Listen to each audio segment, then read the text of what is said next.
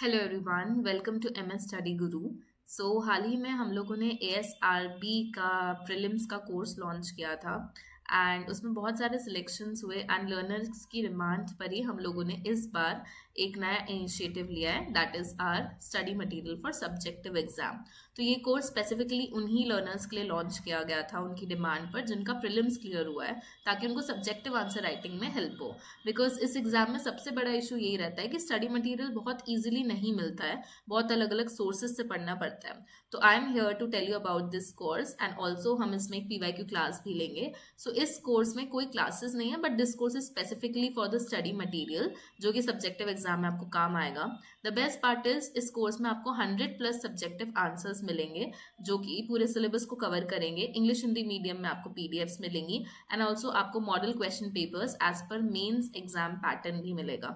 ये वाला section specifically मैं ही ले रही हूँ, तो ये हमारे ऐप पर लाइव होता है फॉर द स्टूडेंट्स। तो इसमें सारे जो पीवाईक्यू हैं उसके मॉडल आंसर्स हैं, आंसर राइटिंग स्ट्रैटेजी क्या है इस एग्जाम को क्रैक करने के लिए, एंड आप कैसे आंसर लिख सकते हो, क्या स्टेप्स आपको ध्यान रखनी है, and everything about this main exams is covered in this course. तो अगर आप इंटरेस्टेड हैं तो आप इस नंबर पर कॉल कर एनरोल कर सकते हैं and you can start your journey with us. बाकी अगर आपकी कोई और रिक्वायरमेंट है तो you can definitely tell us in the comment section. Okay, so we'll start with our PYQ class now and yeah okay, good evening everyone. This is your class for some subjective answer writing practice questions, wherein I will be discussing with you guys some questions जो past year में आए हैं और उसके हम answers कैसे लिख सकते हैं। So here's the PDF जिसमें 12 to 13 questions है and उन questions के model answers भी है। तो ये PDF आपके content section में भी uploaded है and आज मैं इसकी एक छोटी सी class भी लूंगी to give you some insights. जिन लोगों का भी प्रीलिम्स क्लियर हुआ है उनके लिए मेंस आंसर राइटिंग के लिए ये सेशन काफी यूजफुल रहेगा। So we will start in like 2 minutes. We'll wait for some students to join in and then we will start our class in like 1 minute or so. Good evening everyone, good evening. Okay, so we'll start a class now and it will be a very short class and I will just help you जिससे आप थोड़ा सा mains answer लिख सकते हो। And आपको ऐसे previous question के अराउंड बहुत सारे पीडीएफ्स अपलोडेड मिलेंगे कंटेंट सेक्शन में। तो ये पहला पीडीएफ है, तो I will urge you guys कि आप कंटेंट सेक्शन में जाकर ये सारी पीडीएफ्स एक बार देख लेना आराम से बैठकर। And what I will suggest you guys is question देखकर ये सारे क्वेश्चंस पीवाईक्यू से निकाले हैं। अब आप सबको पता है कि इस एग्जाम पैटर्न में आंसर राइटिंग जो रहती है वो बहुत इंपॉर्टेंट है, बट आंसर राइटिंग के साथ एक इशू जो मैंने फेस करा या जो आप लोग ने एनालाइज किया होगा वो होगा वर्ड लिमिट। तो अगर हम एएसआरबी की वर्ड लिमिट देखें तो एएसआरबी जो वर्ड लिमिट देता है हम लोगों को आंसर राइटिंग के लिए, that is very less, right. जैसे हम सबको पता है कि यहाँ पर 300 मार्क्स के हमारा एग्जाम होता है, 300 मार्क्स का एग्जाम होता है और हमें 3 घंटे में आंसर्स लिखने पड़ते हैं एंड इसमें बहुत सारे क्वेश्चंस रहते हैं। फॉर एग्जांपल 25 क्वेश्चंस आपको मिलेंगे जो 5 मार्कर होते हैं, राइट। देन 10 क्वेश्चंस आपको मिलेंगे जो 10 मार्कर होते हैं एंड देन 5 क्वेश्चंस आपको मिलेंगे जो 15 मार्कर होते हैं, ठीक है। तो अराउंड 40 क्वेश्चंस आपको सॉल्व करने रहेंगे इसमें 3 घंटे में, विच इज अ टास्क, ठीक है। But another aspect is the word limit. जो आपके 5 मार्कर क्वेश्चंस रहते हैं आप सबने देखा होगा, थोड़ा सा मैं एक बार जल्दी से बता देती हूँ। तो जो भी आपके 5 मार्कर क्वेश्चंस रहते हैं इनका जो वर्ड लिमिट रहता है वो बहुत कम रहता है, वो सिर्फ 50 वर्ड्स रहता है। जो 10 मार्कर क्वेश्चंस रहते हैं इनका जो वर्ड लिमिट रहता है वो 100 वर्ड्स रहता है, राइट। एंड जो 15 मार्कर क्वेश्चंस रहते हैं इनका जो वर्ड लिमिट रहता है वो 150 रहता है। तो अगर आप देखो 50 वर्ड्स कुछ नहीं होते, 50 वर्ड्स एक पैराग्राफ होता है, राइट। एंड आपको प्रॉपर जो शीट्स मिलती है वो स्पेस के अकॉर्डिंग ही मिलती है। तो आप ये नहीं कर सकते कि आप 5 मार्कर क्वेश्चन में एक 15 मार्कर क्वेश्चन का आंसर लिख दो, क्योंकि वो लिमिटेड स्पेस आपको मिलेगी जैसे यूपीएससी में मिलता है, राइट। तो वो लोग उस वर्ड लिमिट के हिसाब से ही आपको पेज देते हैं, तो आपको मेक श्योर करना पड़ेगा कि आप वर्ड लिमिट में आंसर लिखो। अब problem with the typing team was, content team was, कि जब उन्होंने क्वेश्चन पेपर्स एनालाइज करे तो इसमें प्रीवियस क्वेश्चन में वर्ड लिमिट्स नहीं लिखी थी। तो ये सारे जो क्वेश्चन मैं आपको डिस्क्लेमर दे दूं, ये 150 वर्ड्स के हिसाब से दिए गए हैं, ठीक है। तो किसी भी बच्चे को अगर डाउट हो तो ये सारे आंसर्स 150 वर्ड्स के हिसाब से दिए गए हैं आपके एग्जाम के अकॉर्डिंग। जो 5 क्वेश्चन है 15 मार्कर्स में, ये वो है, ठीक है। तो मैंने पहले आपको ये बता दिया। तो एसआरबी का एग्जाम ऐसा रहता है। एंड अपार्ट फ्रॉम दैट मैं आपको हमेशा सजेस्ट करूंगी कि आप 5 मार्कर क्वेश्चन से ही स्टार्ट करो, राइट। बहुत सारे स्टूडेंट्स का कहना रहता है कि मैम हम 15 मार्कर से स्टार्ट कर लेते हैं, बट आई वुड सजेस्ट कि नहीं, क्योंकि एक 15 मार्कर का लिखने में बहुत एनर्जी जाती है। एंड आप अगर 5 लिखोगे तो बहुत चांसेस है कि आप इतना उसमें बह जाओ कि आप फिर 5 मार्कर क्वेश्चन को छोड़ दो। तो मैं हमेशा अपने एग्जाम्स के लिए भी यही चीज पिक करती हूँ कि आई प्लग द इजी फ्रूट्स पहले, ठीक है। तो मैं पहले 5 मार्कर के एग्जाम फोकस करूंगी, पहले वो खत्म करूंगी पूरे, देन मैं सीक्वेंस वाइज ही चलूंगी। तो सिमरन मैम ने एक वीडियो बनाई है यूट्यूब पे, आप वो लोग जरूर, वो वीडियो आप जरूर देखना, डिस्क्रिप्टिव थोड़ा कि आंसर राइटिंग कैसे कर सकते हैं। अपार्ट फ्रॉम दैट मैं तो ये सजेस्ट करूंगी, जो उन्होंने भी सजेस्ट करा, कि हर सेगमेंट को 50 मिनट दो, इसको भी 50 मिनट, इसको भी 50 मिनट एंड इसको भी 50 मिनट। अब 50 मिनट हम टारगेट करके चलेंगे तो हम 55 मिनट से 60 मिनट्स पे लैंड करेंगे, ठीक है। तो अगर आप हर सेगमेंट को 50 मिनट्स के हिसाब से आंसर लिखोगे तो आपका प्रॉपर पेपर आराम से खत्म हो जाएगा। मैं कभी भी सजेस्ट नहीं करती कि पेपर छूट जाए, हर पेपर में हर आंसर में कुछ ना कुछ लिखकर हमको आना ही है, because you know that is how we are increasing our chances of scoring, ठीक है। तो मैं तो यही सजेस्ट करूंगी आपको। बाकी हाँ, 1 second, please suggest some preparation strategy for the last months. तो भाई मैं तो आपको यही सजेस्ट करूंगी कि अब आप लोगों को रोज आंसर राइटिंग करनी है। अब आप सिलेक्ट कर लो, आप 5 मार्कर आंसर लिखना चाहते हो या 10 मार्कर, या प्रॉपर आप 3 आवर्स का सेगमेंट लगाना चाहते हो, ठीक है। 3 आवर का रोज लगाना पॉसिबल नहीं है, क्योंकि सिर्फ आंसर लिखने से कुछ नहीं होता है, आंसर को आपको इवेलुएट भी करना पड़ेगा, ठीक है। तो ये जो पीडीएफ मिल रही है आप ये तो करो ही करो। इसके बाद मैं आपको सजेस्ट करूंगी, जो पर्सनली मैं भी यूज करती हूँ, आप एआई का यूज करो। आप एआई को टॉपिक्स दे दो एंड उसमें आप उसको बोलो कि please give me some questions of 5 markers, some questions of 10 markers related to this topics. वो आपको क्वेश्चन दे देगा, आप कहीं क्वेश्चंस नोट कर लो। आप एक टाइमर सेट करो 1 घंटे में 25 क्वेश्चन करने का, तो ऐसे आपकी 5 मार्कर की प्रैक्टिस होगी। एक ऑल्टरनेट डे फिर आप लिखो 1 घंटे में 10 मार्कर क्वेश्चन, फिर ऑल्टरनेट डे 1 घंटे में 15 marker question. Writing is the only solution. तो आप अगर दिन का सिर्फ 1 घंटा निकालोगे तो वो इनफ है। नेक्स्ट डे आपको ब्रेक लेना है। ब्रेक क्यों लेना है? आपने वो जो आंसर्स लिखे आप उसका एनालिसिस करो, फिर एआई का यूज करो। कैसे यूज करो? एआई में जो आपको क्वेश्चंस दिए ना, आप उसको नेक्स्ट प्रॉम्प्ट डालो कि please give me model answers related to this questions in word limit of 50 words to 60 words only. वो जो आंसर दे और अपना आंसर एक बार बस रीड कर लो, दैट्स इट। आपको कोई प्रोफेशनल की जरूरत नहीं है, आप खुद रीड करोगे, कुछ पॉइंट्स तो आपको लगेंगे जो आप ऐड कर सकते थे, हमारे दिमाग में बातें रहती है, ठीक है। तो मैं तो यही सजेस्ट करूंगी, रोज बस 1 घंटा आपको आंसर राइटिंग अप करनी ही करनी है। उससे ना आपकी लिखने की आदत भी बनी रहेगी, क्योंकि हम एकदम से लिखते हैं तो हमारी उंगलियां दुखने लगती है, that is the practical reason, right. तो वो ना हो इसलिए आपको लिखना है। और फिर टुवर्ड्स द एंड आप 3 घंटे की भी मॉक टेस्ट लगाओ, हफ्ते में 3 घंटे के आपको मॉक टेस्ट लगाने ही लगाना है, right. I have problem in NRE. Any sources or notes?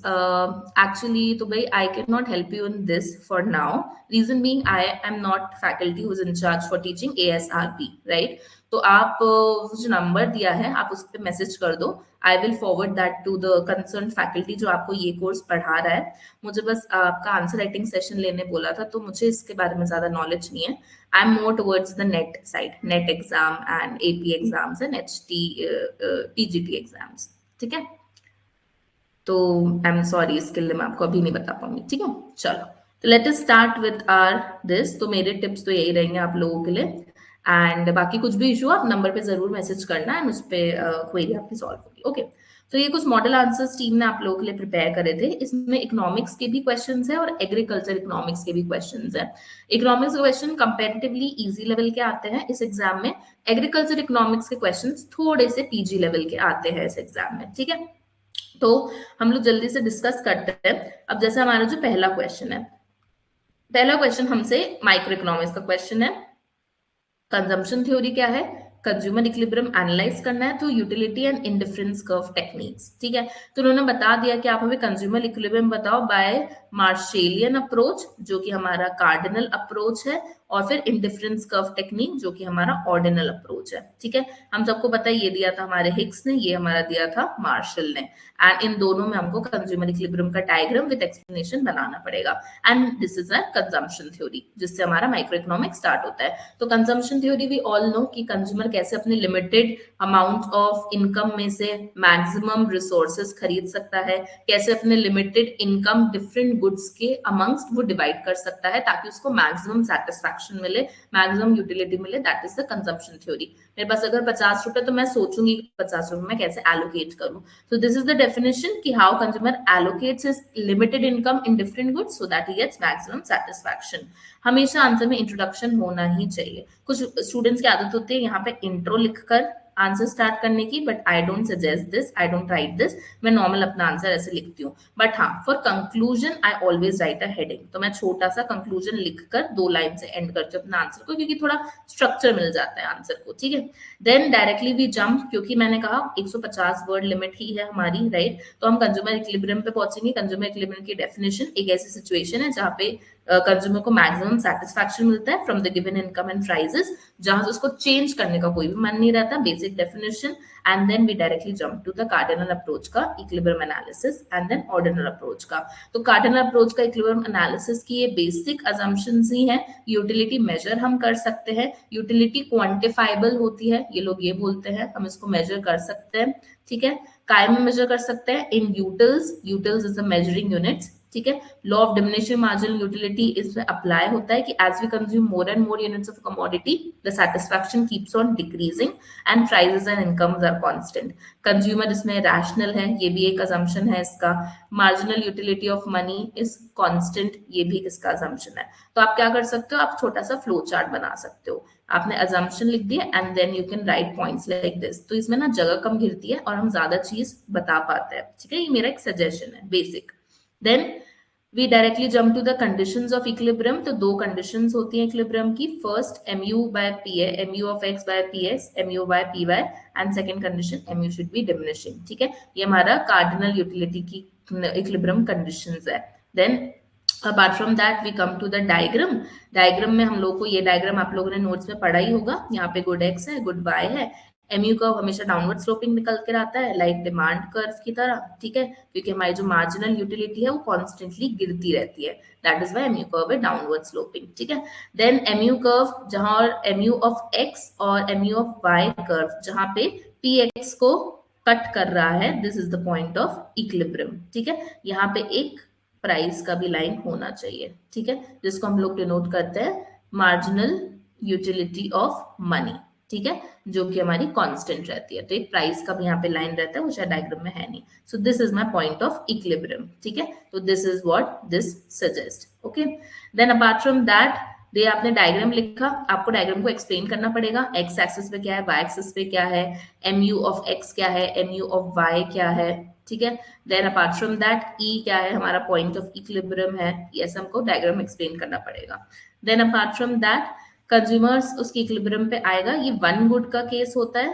ठीक है, और 2 गुड का केस भी होता है। इक्विलिब्रियम मार्जिन यूटिलिटी की हेल्प से इसको हम लोग समझाते हैं। ठीक है, then apart from that consumer equilibrium जो इंडिफरेंस कर्व एनालिसिस है, ऑर्डिनल अप्रोच है। पहले आप चाहो तो इसमें एक लाइन का लिख भी सकते हो कि here the utilities can be ranked and not measured. ठीक है, क्योंकि थोड़ा सा अच्छा लगता है इंट्रोडक्शन में एक लाइन लिखने के लिए। ठीक है, अब इसमें इक्विलिब्रियम कंडीशंस के पहले हमको अजम्पशन लिखने पड़ेंगे। इसमें भी यूटिलिटी ऑर्डिनल है, कंज्यूमर का प्रेफरेंसेस कंसिस्टेंट है, ट्रांजिटिव है, कंज्यूमर रैशनल है, प्राइसेस कांस्टेंट है, टेस्ट प्रेफरेंसेस कांस्टेंट है, एंड इंडिफरेंस कर्व कॉन्वेक्स है। ठीक है, इंडिफरेंस कर्व एनालिसिस में आप इंडिफरेंस कर्व की जो प्रॉपर्टीज है इसका फ्लो चार्ट बना सकते हो छोटा सा। ठीक है, बस इतनी सी स्पेस में आप इसकी 4 प्रॉपर्टी लिख दो।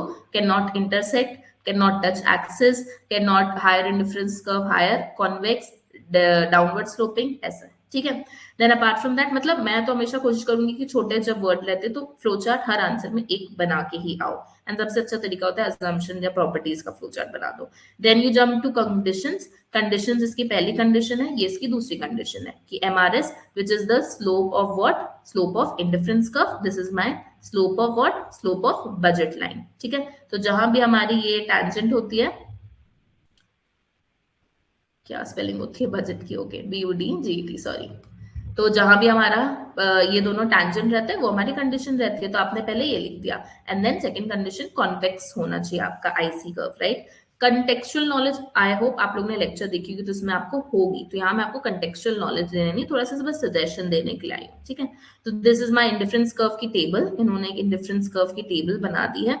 मेरे हिसाब से ये नहीं भी बनाया तो चलेगा, ठीक है। आप डायरेक्टली, आपको इक्विलिब्रियम बताना है तो आप डायग्राम बनाओगे ना तो ही ज्यादा बेनिफिशियल होगा, ठीक है।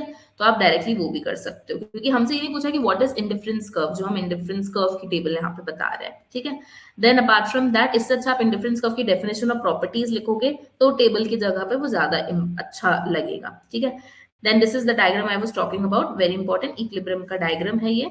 तो यहाँ पर हम लोग ये बता सकते हैं कि पॉइंट ई पे हमारा इक्विलिब्रियम है, क्योंकि यहाँ पे slope of IC and slope of budget line ma'am tangent हो रही है। वाई नॉट पॉइंट एम, क्योंकि ये लोअर इंडिफरेंस कर्व है। Why not point N, again क्योंकि ये लोअर इंडिफरेंस कर्व है एंड हमें तो हायर पे जाना है, प्लस यहाँ पे टैंजेंट भी नहीं है, ठीक है। And why not point this, क्योंकि ये अनअटेनेबल कॉम्बिनेशन है, अगर मैं इसको आर दे दूं तो ये हमारे बजट के ही बाहर है, ठीक है। सो दिस इज, अब आपको इस डायग्राम को एक्सप्लेन करना है बहुत अच्छे से कि consumers is consuming O X star quantity of X and O Y star quantity of Y, and he cannot consume r y, he cannot consume m and n y, इसके reasons, ठीक है।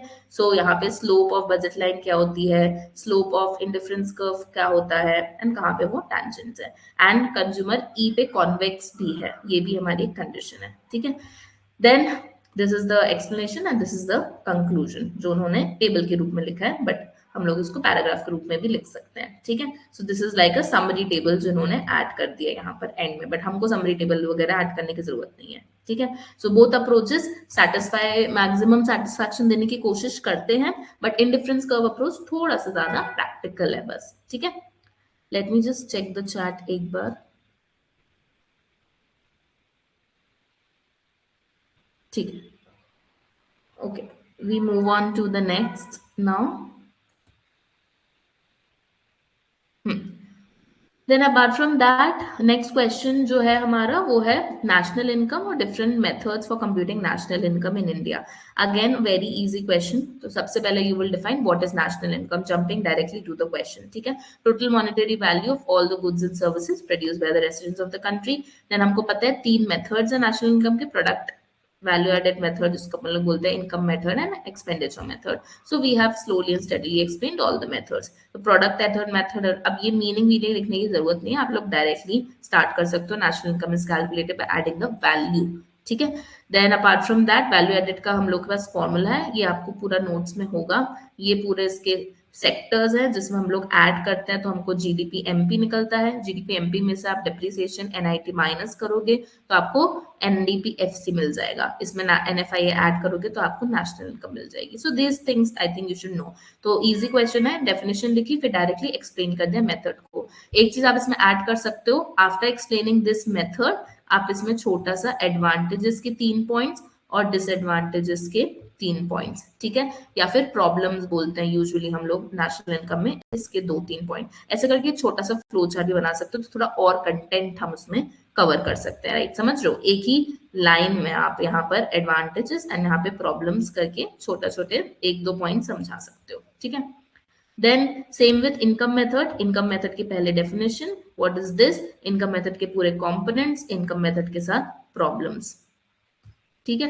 Then apart from that expenditure method, उसका definition, उसका formula, उसके सारे components and then the problems, ठीक है। तो ये बेसिक क्वेश्चन था, डायरेक्टली आप इसका आंसर लिख सकते हो, ठीक है। This are all the components of income method. तो मैं अब ये रीड नहीं कर रही हूँ अभी। एंड देन यहाँ पर इन लोगों ने एंड में डिफिकल्टीज लिखी है, बट आप मेथड के साथ भी लिख सकते हो। सेकेंड ऑल्टरनेटिव है कि आप एंड में लिख सकते हो, ठीक है। एक साथ आपने अगर 4-5 पॉइंट्स लिख दिए then also it is good, ठीक है। तो लार्ज अनऑर्गेनाइज सेक्टर है इंडिया में, तो इनकम अच्छे से हमारे पास डेटा नहीं रहता, सब्सिस्टेंस फार्मिंग रहती है, तो आउटपुट मार्केट में नहीं सोल्ड होता, बहुत बार मिडिल मैन को चला जाता है, ठीक है। बहुत बार सोल्ड ही नहीं होता, हम सिर्फ उगाते हैं खाने के लिए, ठीक है।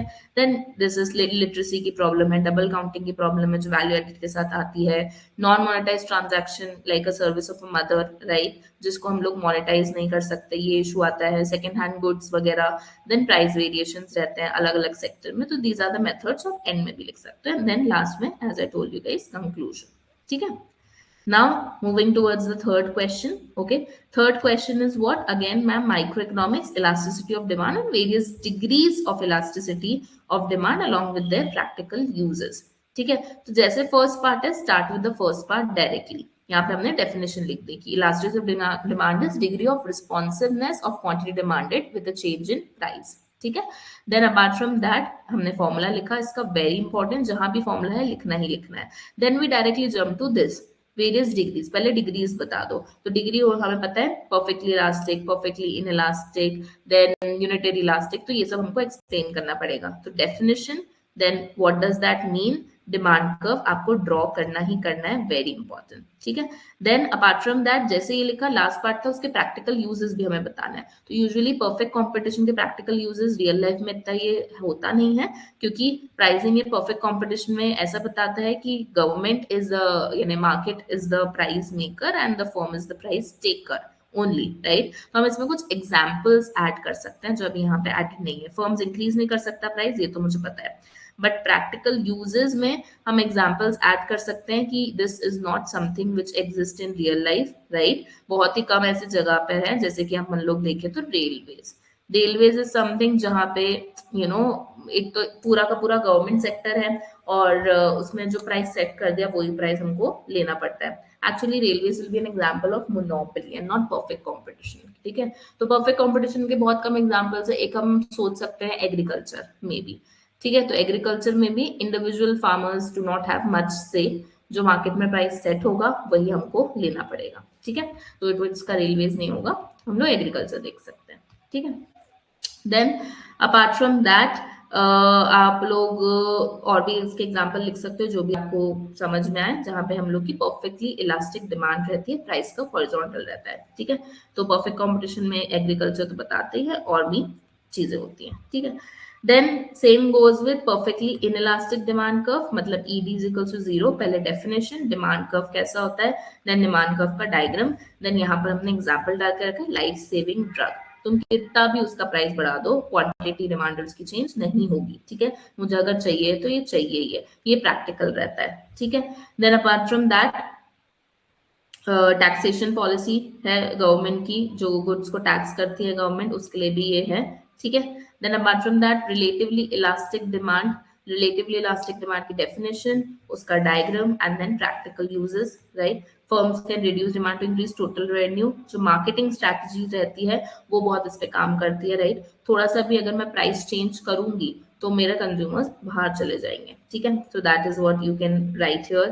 देन रिलेटिवली इनइलास्टिक डिमांड, ठीक है, जो क्वांटिटी डिमांड रहता है वो लेस देन प्रोपोर्शनेटली चेंज होता है प्राइस के, तो रिलेटिवली इनइलास्टिक नेसेसिटीज हो गई अपनी, इसका एग्जांपल। ठीक है, तो एसेंशियल गुड्स या नेसेसिटीज इसको बोलते हैं, and diagram. Then unitary elastic, कि जिस प्रोपोर्शन में प्राइस चेंज हो रहा है उसी प्रोपोर्शन से क्वांटिटी चेंज होगी। Definition, diagram and practical uses इसका। ठीक है, देन अपार्ट फ्रॉम दैट ये समरी टेबल है, हमको ऐड करने की जरूरत नहीं, इसलिए हम कंक्लूजन लिख सकते हैं डायरेक्टली। ठीक है, then apart from that we come to the next question here, which is question number 4, to differentiate risk and uncertainty। अब यहाँ से थोड़े से एग्रीकल्चर इकोनॉमिक्स क्वेश्चंस आ गए हैं। ठीक है, let me just see the chat box एक बार।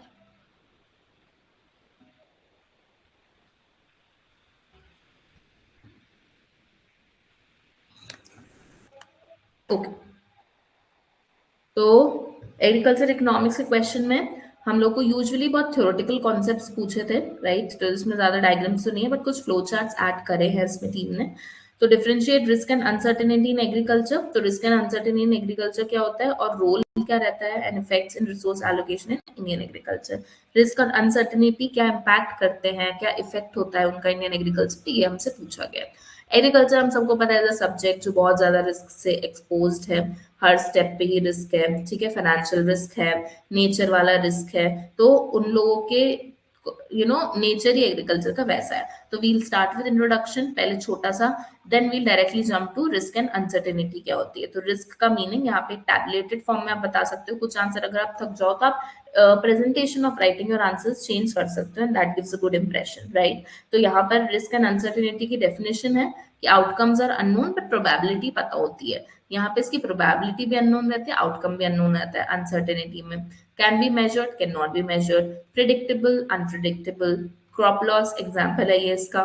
देन सडन पॉलिसी चेंज, यहाँ पे इंश्योरेंस रिस्क में मिल सकती है, जनरली अनसर्टेनिटी नॉन इंश्योरेबल रहती है क्योंकि कुछ पता ही नहीं है, राइट। तो अब types of risk in agriculture पूछा है हमसे, तो टाइप्स ऑफ रिस्क हम बता सकते हैं छोटा सा, क्योंकि एक्सप्लिसिटली नहीं पूछा तो हम छोटा सा फ्लो चार्ट बना सकते हैं, ठीक है। तो एग्रीकल्चर में कैसी रिस्क आती है, we know, nature related risk, financial risk, market price के risk, political risk, production risk जो क्लाइमेट वाला आता है, other risk, production facility risk, storage नहीं है, right, human resource risk, illiteracy है, लोग को काम नहीं करना आता, मोटिवेशन नहीं है, एक्सेट्रा। तो this is a little flow chart for that. Uncertainty कैसे आती है, effect of sudden policy change government ने कर दी, हमको पता ही नहीं था, राइट, क्लाइमेट इफेक्ट इसके कारण ही आता है। अब role of uncertainty in resource allocation, farmers अपने रिसोर्सेज को कैसे एलोकेट करते हैं कि वो रिस्क और अनसर्टेनिटी को कम कर पाए, ठीक है। तो that is what farmers keep in mind. तो यहाँ के लिए एक फ्लो चार्ट हम ऐड कर सकते हैं कि इनपुट यूज फार्मर्स का कैसा होगा, फर्टिलाइजर्स कौन से यूज करेंगे, क्रॉप चॉइस, फार्मर अगर कमर्शियल क्रॉप्स उगाना चाहते हैं या सिर्फ फूड क्रॉप्स उगाना चाहते हैं, लो रिस्क क्रॉप उगाना चाहते हैं, हाई रिस्क क्रॉप उगाना चाहते हैं, हाई वैल्यू क्रॉप्स उगाना चाहते हैं, तो ये भी सोचना पड़ता है रिस्क और अनसर्टेनिटी एस्पेक्ट में। टेक्नोलॉजी वो प्रिमिटिव लेना चाहते हैं या एडवांस लेना चाहते हैं, इन्वेस्टमेंट डिसीजन सेल्फ फाइनेंस करेंगे या फिर फैमिली से लेंगे या बैंक से लेना चाहते हैं, रिटेल यूजर बैंक, कम इन्वेस्टमेंट करना चाहते हैं, ये सब रिस्क है। तो risk and uncertainty resource allocation में इन सेक्टर्स में फार्मर्स को करना पड़ता है, ठीक है। Then apart from that effects on Indian agriculture, Indian agriculture पे रिस्क एंड अनसर्टेनिटी का इफेक्ट ऑफ कोर्स होता ही है, ठीक है। प्रोडक्टिविटी जो रहती है वो कम हो जाती है अगर ज्यादा रिस्क हो तो, राइट। क्रॉप डाइवर्सिफिकेशन में ज्यादा रिस्क रहती है, तो बहुत कम फार्मर्स होते हैं जो ऐसे प्रोडक्ट्स उगाते हैं जैसे fruits and exotic fruits and vegetables and all of that. Income stability, जहां पे ज्यादा रिस्की एस्पेक्ट्स होंगे वहां पे कम रहेगी, राइट। तो हाई इनकम वेरिएबिलिटी रहती है। क्रेडिट एक्सेस, बैंकर्स को हेजिटेंट रहता है क्योंकि अनसर्टेनिटी ज्यादा है तो बैंकर्स लोन नहीं देते, और ग्रोथ थोड़ी सी स्लो है रेवेन्यू में, ठीक है। Then we come to the next question which is what is price spread. A price spread is usually the amount which we pay and the amount which the producer wants, ठीक है। हम कितना पे करना चाहते हैं और उनका कितना प्राइस है। तो difference between the price paid by the consumer and the price received by the farmer. अगर हमने फार्मर को दिया 40 रुपए, ठीक है, और फार्मर को अंत में मिला 20 रुपए, तो ये जो 20 रुपए है ये कहाँ गए, यूजुअली गए होलसेलर के पास, रिटेलर के पास, मार्केटिंग एजेंट्स के पास, कमीशन एजेंट्स के पास, एक्सेट्रा, ठीक है। ऐसा तो होता ही नहीं है डायरेक्ट 40 चला जाए फार्मर के पास, फार्मर्स के पास कुछ पैसा कम जाता है क्योंकि जो बीच के मिडिल मैन है उनको उसको भी पैसा देना पड़ता है, ठीक है। जस्ट लाइक फैक्ट्री से निकला हुआ प्रोडक्ट बनता है 5 रुपए का, कंज्यूमर तक आते आते वो हो जाता है 20 रुपए का, तो ये जो बीच के जितने भी एस्पेक्ट्स है ये सब पैसे बढ़ा बढ़ा के प्रोडक्ट के प्राइस को बढ़ा देते हैं। That is what is price spread, ठीक है। पहले हमने डेफिनेशन लिख दी, ये बताता है कि कैसे कंज्यूमर का पैसा अलग अलग फार्मिंग एक्टिविटीज में डिवाइडेड है, जैसे कि wholesaler, retailers, transporters, etcetera. Then we have written the formula. Then there are some components of price spread जो आपने नोट्स में पढ़ा होगा, marketing cost, marketing margin, taxes and fees. Of course इससे ज्यादा भी हो सकते हैं बट हमको क्योंकि हमारी वर्ड लिमिट मैनेज करनी है तो हमको कम लिखने पड़ेंगे। Then there are different methods. अब हमसे क्वेश्चन में ये भी पूछा है कि discuss what are the different methods for calculating marketing margin, ठीक है। उनका इंपॉर्टेंस बताओ, उनका लिमिटेशन भी बताओ, तो हमसे दोनों चीजें यहाँ पे पूछी गई है, तो हमको अलग अलग मेथड्स बताने पड़ेंगे। अब यहाँ पे जैसे 4 मेथड्स है, अब इसका फ्लो चार्ट बनाया है और फिर एक साथ हमने सिग्निफिकेंस बता दिया और एक साथ हमने लिमिटेशन बता दी, ठीक है। क्योंकि अगर हम इंडिविजुअली बताएंगे ना तो बहुत ज्यादा स्पेस जाएगा, बहुत ज्यादा टाइम जाएगा, इतना हमारे पास टाइम और वर्ड लिमिट है ही नहीं, तो that is the best way. आपने एक फ्लो चार्ट बना दिया, एंड में आप सिग्निफिकेंस और लिमिटेशंस लिख दो, ठीक है। These are different methods, absolute, percentage जो हमें परसेंटेज में बताता है या हमें एब्सोल्यूट फिगर्स में बताता है, इन सब के फॉर्मुलेज हैं। Of course this is a contextual knowledge जो आपको याद रखना पड़ेगा, ठीक है। Then apart from that meaning and then formula, meaning and then formula. यहाँ पर दो हम लोगों ने एस्पेक्ट्स इंक्लूड करे, ठीक है। या तो आप एंड में सिग्निफिकेंस और लिमिटेशन लिख दो सारे मेथड्स की एक साथ, या तो आप इंडिविजुअली सिग्निफिकेंस एंड लिमिटेशन लिख दो अगर आपको याद है तो आप दोनों में से कोई भी तरीका यूज कर सकते हो। यहाँ पे इंडिविजुअली भी लिख के दिया है, ठीक है। इंडिविजुअली भी सिग्निफिकेंस और लिमिटेशंस लिख के दिए हर मेथड के, ठीक है। जैसे कि एब्सोल्यूट मार्जिन मेथड्स है, ये सबसे सिंपल है, सबसे इजी है, बट ये एक्चुअल रियलिटी नहीं बताता, रिलेटिव प्राइसेस नहीं बताता फार्मर्स को, एंड परसेंटेज मेथड है, इनेबल कंपैरिजन कर सकता है, रिलेटिव प्राइस बता सकता है, बट मार्केटिंग कॉस्ट नहीं बताता। फिर तीसरा मेथड हमको मार्केटिंग सिस्टम बताता है, यानी एक मेथड दूसरे मेथड की लिमिटेशन को ओवरकम कर रहा है, ठीक है। And then this is percentage share of consumers price. तो ये थ्योरेटिकल एस्पेक्ट है, ये सब आपको खुद पता होना चाहिए, but this is how you can write your answer in a flow chart, ठीक है। then it is conclusion, then we come to the next question. It is I think fifth question, थोड़ी नंबरिंग गलत है typing में, ठीक है। Again question related to agriculture, कि हमारे इंडिया में there is this paradox, right, कि paradox of hunger and food surplus, की बहुत ज्यादा फूड सरप्लस होने के कारण भी हमारे यहाँ के लोग are hungry and they are starving. तो ये क्यों हो रहा है, ठीक है, उसके ऊपर एक क्वेश्चन है। अब इस क्वेश्चन में अगर आपके पास कोई रिपोर्ट का डेटा अगर अवेलेबल हो तो आप वो ऐड इसमें कर सकते हो, राइट। मतलब आपने अगर कुछ पढ़ा हो कहीं पर कोई स्टेट में, इसके लिए आपको इंडियन इकोनॉमी रिलेटेड थोड़ा सा डेटा इसमें ऐड करना चाहिए मेरे हिसाब से, तो वो थोड़े एक्स्ट्रा पॉइंट्स ऐड कर देता है।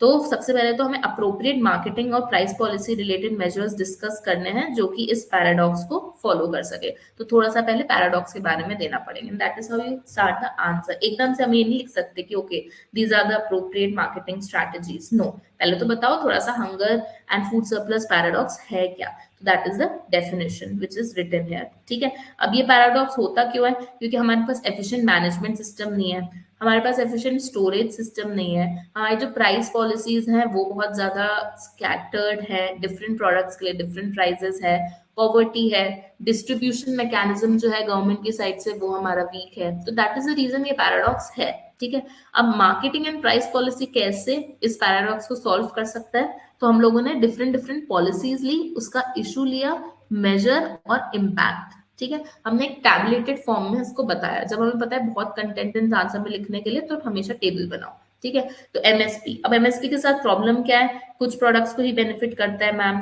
लीगली बाइंडिंग नहीं है, सब कुछ प्रोक्योर और स्टॉक पाइल वो नहीं करेगा, जितना उसके पास स्टोरेज है वो वही स्टॉक पाइल करेगा, बहुत सारे इंपॉर्टेंट प्रोडक्ट्स को वो इग्नोर कर देता है। अब इसको मेजर के लेने के लिए हम क्या कर सकते हैं, एमएसपी कवरेज को बढ़ाओ, स्टोरेज बढ़ाओ, region specific MSP cost of production को देखो, और ओपन एंडेड प्रोक्योरमेंट को शिफ्ट करो, राइट, नीड बेस्ड प्रोक्योरमेंट पे, जिसकी जरूरत हो उसको प्रोक्योर करो, ऐसा नहीं कि हर जो भी चीज मिल रही हो सबको प्रोक्योर कर लिया। अब इससे होगा क्या, इससे होगा सरप्लस एक्यूमुलेशन हमारा कम हो जाएगा और न्यूट्रिशनल सिक्योरिटी बढ़ेगी, क्योंकि हर इंसान फिर वीट और राइस को नहीं प्रोड्यूस करेगा, ऐसे भी प्रोडक्ट्स को प्रोड्यूस करेगा जिसपे एमएसपी नहीं है, ठीक है। तो हमें वही बताया, पूछा गया था कि अप्रोप्रिएट मार्केटिंग और पॉलिसी बताओ, ठीक है। तो अप्रोप्रिएट मार्केटिंग एंड पॉलिसी के लिए आप लोग ऐसा भी लिख सकते हो कि आपने पॉलिसी लिखी और इससे मेजर क्या लिखे आपने, ठीक है। इश्यूज लिखने से थोड़ा इम्पैक्ट और बढ़ता है, बट अगर समय नहीं है तो आप मेजर और इम्पैक्ट डायरेक्टली भी लिख सकते हो, ठीक है। नेक्स्ट हमने दूसरा जो पॉलिसी है जो डिस्ट्रीब्यूशन को हमारे एक्सटॉर्ट करती है वो लिखा पीडीएस। पीडीएस के साथ इश्यूज क्या है, पीडीएस के हम क्या मेजर्स ले सकते हैं ताकि इशू सॉल्व हो, और उन मेजर्स लेने के बाद क्या हम पे इम्पैक्ट पड़ेगा, तो आप इसको ऐसे लिख सकते हो। देन थर्ड हमारी प्रॉब्लम है market reforms and supply chain, long chain of intermediates है हमारे पास, डायरेक्ट मार्केटिंग और फार्मर प्रोड्यूसर ऑर्गेनाइजेशन को हमें प्रमोट करना चाहिए, इसको प्रमोट करोगे तो वेस्टेज कम होगा, फार्मर की इनकम बढ़ेगी, फार्मर के पास डबल इनकम की फैसिलिटी होगी, ठीक है। Then apart from that rational management of buffer stock, storage बहुत बड़ा इशू है, तो बफर स्टॉक्स को बढ़ाओगे तो वेस्टेज नहीं होगा, ठीक है। देन प्राइस स्टेबलाइजेशन मेजर्स, जो MIS स्कीम है, मार्केट इंटरवेंशन स्कीम्स, ऐसी स्कीम्स लाना जिससे अगर प्राइस बहुत ज्यादा गिर जाए तो मार्केट इंटरवीन कर सके, प्राइस वॉलिटी एक इशू है, तो ओपन मार्केट सेल स्कीम्स लाना जिसके कारण अफोर्डेबिलिटी बढ़ेगी और वल्नरेबल कंज्यूमर्स को भी कम प्राइस मिलेगा, ठीक है। So this is how you write an answer for this, and then end में आपका इसमें भी कंक्लूजन, ठीक है। Then what is inflation? Describe effects of inflation and measures to combat it. Again easy question. सबसे पहला पार्ट है inflation को डिस्क्राइब करना, इसमें मैं एडवाइस करूंगी कि आप करंट इन्फ्लेशन का डेटा लिखो, ठीक है। तो करंट डेटा लिखो आप इसमें इन्फ्लेशन का कि कितना चल रहा है, because that gives a good impression, आपको थोड़ा सा इसमें ऐड करना चाहिए, क्योंकि इन्फ्लेशन हम सबको पता है, डेटा मिल जाता है। आप थोड़े से ये भी लिख सकते हो, इन्फ्लेशन टारगेटिंग अप्रोच हम फॉलो करते हैं, +4 +-2 वाली, है ना। Then effects of inflation and measures to combat it. तो सबसे पहले हमने इन्फ्लेशन डिस्क्राइब कर दी, इन्फ्लेशन डिस्क्राइब करने के बाद टाइप्स ऑफ इन्फ्लेशन पूछा नहीं है, बट हम लोग छोटा सा फ्लो चार्ट बनाएंगे। देखो इसमें आपसे यही पूछा है ना कि explain what is inflation and effects of inflation. तो टाइप्स इज समथिंग जो हम एक्स्ट्रा बता रहे हैं उन लोगों को, तो टाइप्स का फ्लो चार्ट ही बताओगे, ठीक है। जो भी चीज वो नहीं पूछते हमें एक्स्ट्रा बतानी है तो हम फ्लो चार्ट से बताएंगे। क्योंकि हमसे पूछा नहीं तो हमने सिर्फ नाम लिखकर इसको छोड़ दिया, हमने इसको डिफाइन नहीं करा, ठीक है। तो ये चीज ध्यान रखना। देन इफेक्ट्स मेन पूछा है, तो इफेक्ट्स आप लिख सकते हो, इफेक्ट्स ऑन डिफरेंट सेक्शंस क्या होता है, इफेक्ट्स प्रोडक्शन पे क्या होगा, इफेक्ट डिस्ट्रीब्यूशन ऑफ इनकम पे क्या होगा, पीओपी पे क्या होगा। डिफरेंट सेक्शंस में वही है कि जो सैलरीड लोग हैं उन लोगों का परचेसिंग पावर कम हो जाएगा क्योंकि उनके पास फिक्स्ड पैसे ही आते हैं। फार्मर्स को बेनिफिट हो सकता है, प्रोड्यूसर्स को बेनिफिट हो सकता है, प्रॉफिट्स उनके बढ़ जाएंगे, ठीक है। प्रोडक्शन एंड ग्रोथ पे थोड़ा सा हिट होगा, प्रोडक्शन पे हाई इन्फ्लेशन अनसर्टेनिटी ले आता है, लॉन्ग टर्म इन्वेस्टमेंट इश्यूज को एनकरेज नहीं करता ज्यादा। देन बैलेंस ऑफ पेमेंट्स पे क्या इश्यूज आएगा, बैलेंस ऑफ पेमेंट पे एक्सपोर्ट्स हमारे जो है वो एक्सपेंसिव हो जाएंगे क्योंकि हमारे घर में ही प्रोडक्ट महंगा बन रहा है तो हम बाहर बेचेंगे तो भी एक्सपेंसिव हो जाएगा। इम्पोर्ट्स हमारा चीप हो जाएगा, अगर हमने ज्यादा इम्पोर्ट कर लिए एक्सपोर्ट से तो हमारा पीओपी डिसइक्विलिब्रियम पे चला जाएगा, ठीक है। Then apart from that worsen income inequality, rich और पुअर के बीच में गैप बढ़ जाएगा, पुअर सफर्स मोर, और स्पेकुलेटिव एक्टिविटीज पे लोग जाएंगे, गैम्बलिंग पे। तो इनको मैं सजेस्ट करूंगी थोड़ा सा आप एक्सप्लेन करो, भले ही आप 5 से 7 पॉइंट्स लिखो इफेक्ट्स में, बट वो 5 से 7 पॉइंट्स आपके एक्सप्लेन होने चाहिए, हर पॉइंट 3 से 4 लाइन्स में, ठीक है। Then apart from that next part would be combat करने के मेजर्स, ठीक है। मेजर्स टू कम्बाट इन्फ्लेशन क्या है, यूजुअली हम लोग फिजिकल पॉलिसी और मॉनेटरी पॉलिसी मेजर्स यूज करते हैं। मॉनेटरी पॉलिसी मतलब मनी सप्लाई बढ़ाना, फिजिकल पॉलिसी मतलब गवर्नमेंट स्पेंडिंग या फिर टैक्सेशन की तरफ देखना, ठीक है।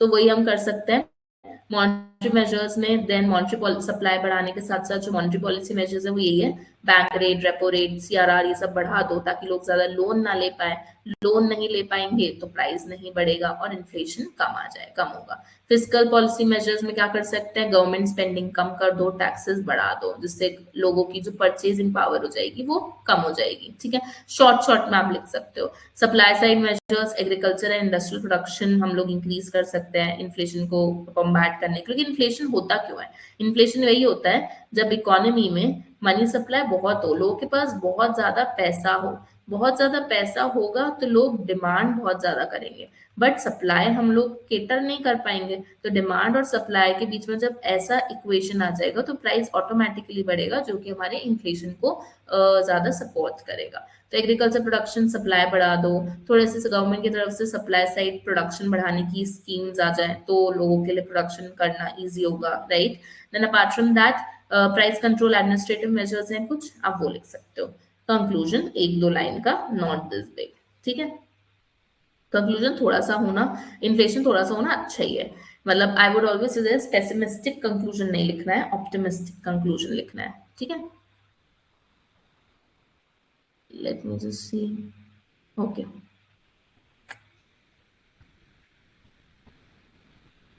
Next up, we have another question, linear programming, role of linear programming, decision making, ठीक है। तो linear programming क्या है, ये हमारा वही मैथ्स वाला linear programming है जिससे जो एक ऑप्टिमाइजेशन टेक्निक्स है जिसमें से हम अपने ऑब्जेक्टिव फंक्शन को मैक्सिमाइज कर सकते हैं या फिर मिनिमाइज कर सकते हैं ताकि हमारा प्रॉफिट मैक्सिमाइज हो, कॉस्ट मिनिमाइज हो, ठीक है।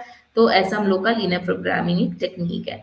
देन अपार्ट फ्रॉम दैट आपको पूछा गया है role of linear programming in decision making in farming. अब एग्रीकल्चर से रिलेट कर दिया कि हम लोग लीनियर प्रोग्रामिंग का एग्रीकल्चर में कैसे यूज कर सकते हैं डिसीजंस लेने के लिए, राइट, उनके असम्पशंस एंड लिमिटेशंस। तो वही है, फार्मिंग में हमको कॉस्ट मिनिमाइज करना होता है, प्रॉफिट मैक्सिमाइज करना रहता है, ऑप्टिमम प्लानिंग करनी पड़ती है कि हम कितने प्रोडक्ट्स को कितना लैंड देंगे। फॉर एग्जाम्पल मेरे पास राइस और व्हीट है, तो एक लैंड में या फिर अलग अलग सीजन में मैं कितना राइस कितना व्हीट उगाऊंगी, या खारिफ क्रॉप्स अलग अलग खारिफ क्रॉप्स में से कौन से उगाऊंगी, अलग अलग राबी में से कौन से उगाऊंगी, कौन से प्रोडक्ट में से मुझे कितना प्रॉफिट मिल रहा है एक्सेट्रा, कितने लेबर लग रहे हैं, ये सब मेरे कॉन्स्ट्रेंट्स है। बट मेरा main motive objective function is to maximize the profit, right. तो वही है लीनियर प्रोग्रामिंग।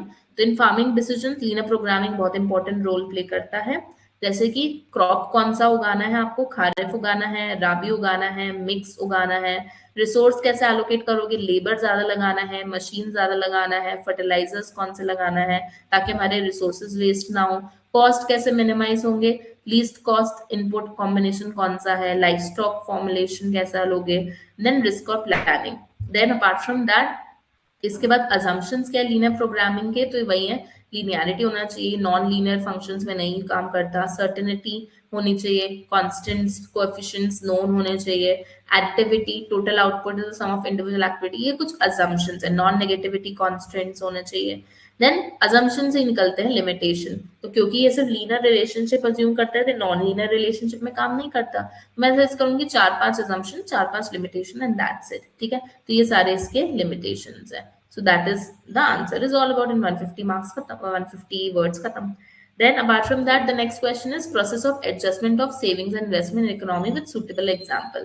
तो savings and investment हम सबको पता है हमेशा इक्वालिटी में रहते हैं, क्लासिकल्स में भी और कीनेशियंस में भी, और इनके बीच में अगर डिसइक्वालिटी आ जाए तो उसको हम लोग कैसे इक्वालिटी में वापस लाएंगे, that is the question is asking, process of adjustment. ठीक है, तो यहाँ पे हम क्लासिकल्स और कीनेशियंस के व्यू के हिसाब से इस आंसर को डिवाइड कर सकते हैं ताकि थोड़ा स्ट्रक्चर्ड लगे।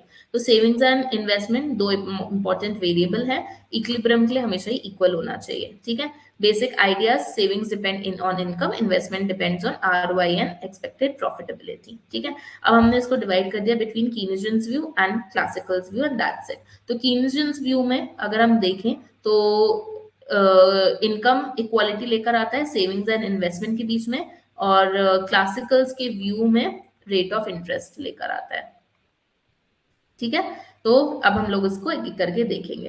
देन फर्स्ट कीनेशियंस का एडजस्टमेंट मैकेनिज्म, कीनेशियंस में like we all know savings and investment के बीच में इनकम इक्वालिटी लेकर आता है। Savings is a function of income and investment is a function of rate of interest and marginal efficiency of capital. पहले आपको ये एक्सप्लेन करना पड़ेगा। ठीक है, उसके बाद यहाँ पर हमने केस 1 और केस 2 देके रखा है डिसइक्विलिब्रियम का।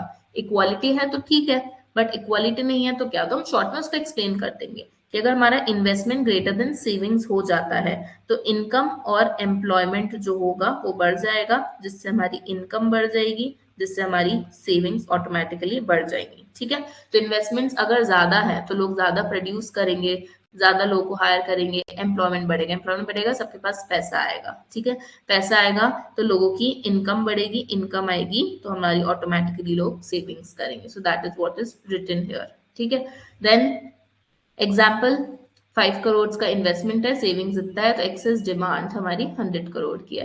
And then this is the case 2। I think ये बेसिक मैक्रो इकोनॉमिक्स के प्रेमाइस पे बना हुआ है। ठीक है, अगर हमारे सेविंग्स ग्रेटर देन इन्वेस्टमेंट हो जाएगी तो हमारी एग्रीगेट डिमांड कम है, इसका मतलब एग्रीगेट सप्लाई से इनकम कम है तो फर्म्स अपना प्रोडक्शन कम कर देंगे, इनकम कम हो जाएगी, और लोअर इनकम सेविंग्स को रिड्यूस कर देगी until the savings and equality का इक्विलिब्रियम वापस एडजस्ट हो जाएगा।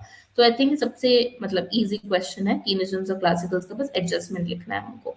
And then this is a little diagram बना के हम लोग इसको एंड कर सकते हैं कि the equality happens at E full employment. ठीक है, then apart from that same is the case with classicals। अब classicals में savings and investments को determine करता है rate of interest। savings is a function of rate of interest and investment is also a function of rate of interest। ठीक है, अगर saving investment से बढ़ जाएगा classicals में तो rate of interest fall हो जाएगा और investment बढ़ जाएगा, सेविंग्स कम हो जाएगी। अगर ये सेकंड केस है तो हमारा डिमांड फॉर फंड्स बढ़ जाएंगे, इंटरेस्ट रेट राइज हो जाएगा, इंटरेस्ट रेट राइज होगा, इन्वेस्टमेंट कम हो जाएगा, सेविंग्स हमारी ऑटोमेटिकली बढ़ जाएंगी। इसको आप पैराग्राफ फॉर्म में लिखोगे तो ज्यादा अच्छा रहेगा। ठीक है, तो कम स्पेस लेगा, कभी भी ऐसे पॉइंटर्स में नहीं लिखना, ये सब मॉडल आंसर्स को आप बस देख सकते हो। ठीक है, एंड देन एंड में हमारा कंक्लूजन। Then next question again a theoretical question related to agriculture.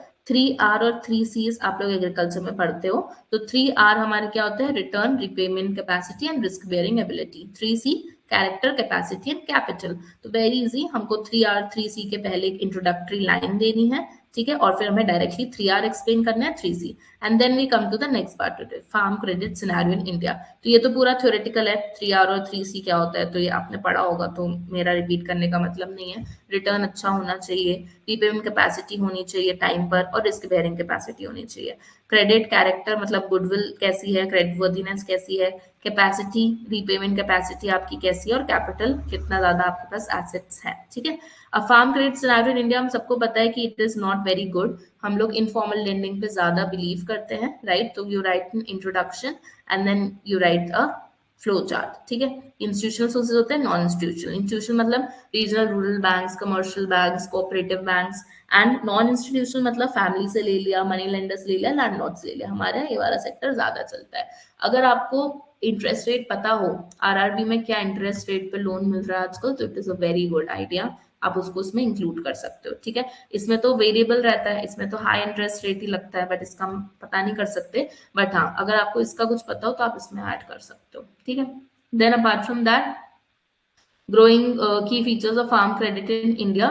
तो आप फार्म क्रेडिट इन इंडिया में भी ऑल नो कि हम लोग का नॉन इंस्टीट्यूशनल सोर्सेज ज्यादा है, तो गवर्नमेंट प्रमोट करे इंस्टीट्यूशनल सोर्स हो, केसीसी स्कीम को प्रमोट करे जिससे आप लोग 3 लाख रुपए तक का लोन ले सकते हो। कमर्शियल बैंक्स हर ब्रांच में हर जगह पे कोशिश कर रही है, आरआरबीज हर जगह पर कोशिश कर रही है, एंड इंटरेस्ट वेवर स्कीम्स लेकर आ रही है, इंश्योरेंस स्कीम्स लेकर आ रही है, प्रायोरिटी सेक्टर लेंडिंग पे फोकस कर रही है। प्रॉब्लम्स क्या है इंडिया में? स्मॉल मार्जिनल फार्मर्स बहुत ज्यादा है, प्रोसीजरल डिले, करप्शन बहुत ज्यादा है, रीजनल इम्बैलेंस है, कुछ रीजन्स में आरआरबीज है, कुछ में है बट काम नहीं होता, dependence on non institutional sources. Improvements क्या है? इसमें आप एक दो स्कीम के नाम लिख सकते हो, जैसे केसीसी डिजिटल डिलीवरी इसमें आता है, देन लिटरेसी अवेयरनेस प्रोग्राम्स जो हम लोग कर रहे हैं, क्रॉप इंश्योरेंस लिंकेज कर रहे हैं, सेल्फ हेल्प ग्रुप्स को हम लोग सपोर्ट कर रहे हैं, क्रेडिट फो को हम लोग सपोर्ट कर रहे हैं। So this is it. ठीक है। And then next question we come to again microeconomics का क्वेश्चन, प्रोडक्शन फंक्शन। तो मेरा सजेशन आपको इस क्लास के साथ भी ये होगा कि आप पहले अपना आंसर लिखना और फिर इन क्वेश्चन मॉडल आंसर्स को देखना। ठीक है। तो प्रोडक्शन फंक्शन क्या होता है? Production function is a relationship which gives it is a functional relationship between the inputs and the outputs. तो ये है हमारा आउटपुट, ये हमारे सारे इनपुट्स। ठीक है। टेक्निकल रिलेशनशिप है। अब अलग अलग प्रकार के क्या पूछा है इसमें? फिर कैरेक्टरिस्टिक बताओ, मेरिट बताओ, डीमेरिट बताओ डिफरेंट प्रोडक्शन फंक्शन। तो आप प्रोडक्शन फंक्शन 1 उसके merit, demerit, characteristic, production function 2 merit, demerit, characteristics. ठीक है। तो वही चीज यहाँ पर है, ये आप छोटा सा डायग्राम बना सकते हो क्योंकि वी हैव प्रोडक्शन फंक्शन का डायग्राम।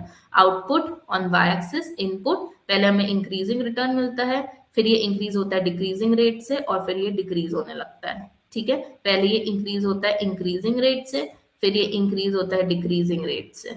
ठीक है। तो ये चीज हम लोगों ने यहाँ पे छोटा सा डायग्राम बना दिया, एक्सप्लेन करने की जरूरत नहीं है क्योंकि वर्ड लिमिट खत्म हो जाएगी हमारे पास। ठीक है। And then this is an important aspect, यहाँ पे हमने कॉमन प्रोडक्शन फंक्शन जो हम लोग फार्मिंग में यूज करते हैं, सबसे ज्यादा हम लोग कॉप डॉगलर्स यूज करते हैं, तो वो हमने यहाँ पे लिख दिया। This is linear production function, Cobb Douglas, quadratic, cubic, CES. ठीक है।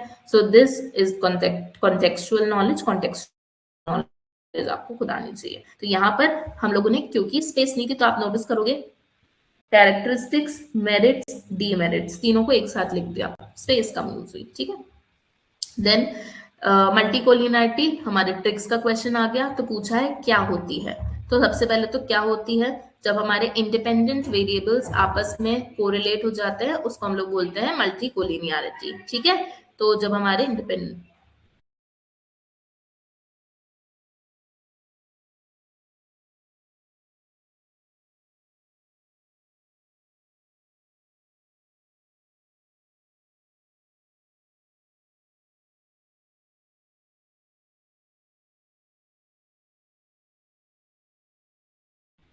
One second guys.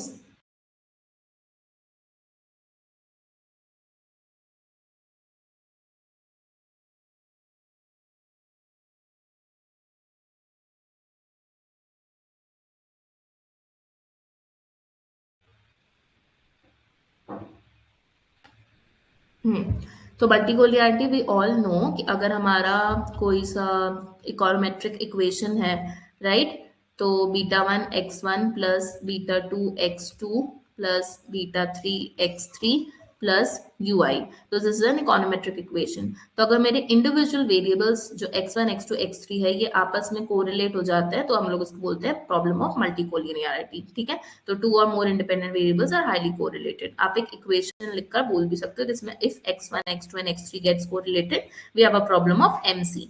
And problem of MC is not a bad problem, थोड़ा सा मल्टीकुलरिटी होना सब में अच्छा है, बट एक लिमिट तक होना चाहिए एमसी भी। तो अब आप डिटेक्ट कैसे कर सकते हो, तो दीज आर वेरियस वेज जिसमें आप डिटेक्ट कर सकते हो कि अगर आपका variance inflating factor more than 10 हो जाए तो सीरियस मल्टीकोलिनियरिटी है, right. Actually I will have to check this because ये मोर देन 5 होता है, ठीक है। तो एक बार आप लोग भी देखना, I think this is a typing error from the teams and, ठीक है। देन कोरिलेशन मैट्रिक्स, अगर आपका हाई पेयर वाइज कोरिलेशन जो है वो मोर देन 0.8 हो जाए, then tolerance level is inverse relationship, shows inverse relationship with VIF। तो टॉलरेंस का आपका फॉर्मूला है 1/VIF, ठीक है। अगर वो वेरी लो हो जाए तो वो आपका मल्टीकुलरिटी बताता है। देन आर स्क्वायर की वैल्यू आपकी बहुत ज्यादा हाई हो बट टी की वैल्यूज आपकी इनसिग्निफिकेंट हो, वो आपकी मल्टीकोलिनियरिटी बताता है। देन ऑक्सिलरी रिग्रेशंस आपका बहुत ज्यादा हो हाई आर स्क्वायर, तो वो आपको बताता है। These are some of the ways, ये आपको तो टेक्स्ट से ही आएगा। कॉन्सिक्वेंस क्या होते हैं इसके, ये सब इसके कॉन्सिक्वेंसेज है, and then these are the solution. Solution को एक्सप्लेन करने की जरूरत नहीं है, आप बस नाम लिखोगे and you will be good to go, ठीक है। So this is our question regarding multipolarity and this is our last question कि इकोनॉमिक डेवलपमेंट क्या होता है और एग्रीकल्चर का रोल क्या है इंडिया इकोनॉमिक डेवलपमेंट में। Again a question of Indian economy, तो इसमें जितनी स्कीम्स और डेटा आप इसमें ऐड करोगे तो बेटर रहेगा, ठीक है। तो इकोनॉमिक डेवलपमेंट एक लॉन्ग टर्म प्रोसेस है इम्प्रूवमेंट का, जो ओवरऑल क्वालिटी ऑफ लाइफ को बढ़ाता है। It is a qualitative aspect. Growth जो होती है ना वो एक क्वांटिटेटिव एस्पेक्ट बताता है, बट हमारा एक डेवलपमेंट क्वालिटेटिव बताता है। तो सिर्फ रियल इनकम में ग्रोथ नहीं होनी चाहिए, but standard of living, education, literacy, health, इन सब में भी इंक्लूड, जब बढ़ोतरी हम लोग देखते हैं तो हम लोग का डेवलपमेंट होता है। Agriculture is a very important factor, right. तो इंडिया एग्रीगेरियन इकोनॉमी ही है, तो these are the simple role of agriculture in India economic development, कुछ इसके पॉइंट्स है। तो अगेन आप फ्लो चार्ट के रूप में बता सकते हो कि एग्रीकल्चर कैसे हेल्प कर सकता है, एम्प्लॉयमेंट जनरेट करता है, लिंकेजेस बनाता है, फॉरेन एक्सचेंज अर्निंग्स के लिए बहुत ज्यादा हेल्पफुल है, फूड सिक्योरिटी के लिए बहुत ज्यादा हेल्पफुल है, एंड देन एंड में कंक्लूजन, ठीक है। Okay, we have another question also. I wasn't knowing about this. So differentiate between farm planning and budgeting, explain their role, importance and significance. तो सबसे पहले फार्म प्लानिंग और budgeting का मैं difference पूछा, तो वील राइट एन इंट्रोडक्शन कि दोनों ही चीज एग्रीकल्चर के लिए बहुत ज्यादा जरूरी है फार्म मैनेजमेंट के लिए। Then directly coming to the difference part by a table. अब इनका रोल इंपॉर्टेंस के लिए आप अगेन फ्लो चार्ट बना सकते हो, तो ये इसका रोल है, फार्म प्लानिंग का क्या रोल है, देन फार्म बजटिंग का क्या रोल है, कॉस्ट बेनिफिट एनालिसिस हम कर पाते हैं बजटिंग की मदद से, फार्म प्लानिंग की वजह से रिसोर्सेज हमारे वेस्ट नहीं होते, राइट। देन सिलेक्शन डाइवर्सिफिकेशन में हम हेल्प कर सकते हैं, एंड इसका इंपॉर्टेंस इन इंडियन एग्रीकल्चर, ठीक है। And that's it, importance and conclusion. तो the key is not to read these answers, the key is to write these answers. तो आप अपने मन से आंसर्स लिखो and then you just check with these model answers, right. So I think yes, we are done with the class and कुछ भी further update के लिए I will put into the content section. ठीक है? Thank you.